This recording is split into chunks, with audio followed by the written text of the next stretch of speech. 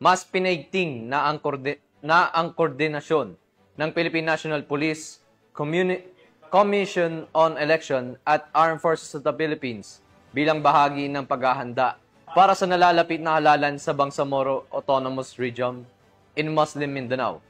Patrolwoman Veronica Lagi sa ulat.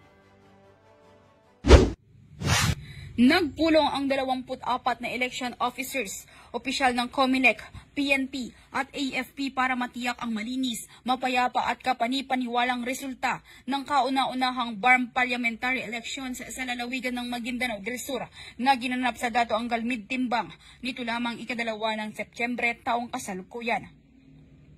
Pinangunahan ni Maguindanao del Sur Provincial Election Supervisor Attorney Alan Cadona ang naturang pagpupulong kasama si Provincial Director Police Colonel Salman Sapal at 61st Brigade Commander Brigadier General Edgar Catu.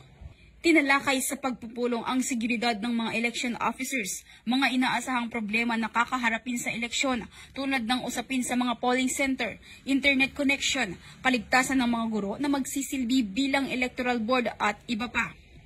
Layunin nito na mapag-usapan ang lahat ng hakbang upang maging matagumpay ang halalan at makamit ang zero election-related violent incident.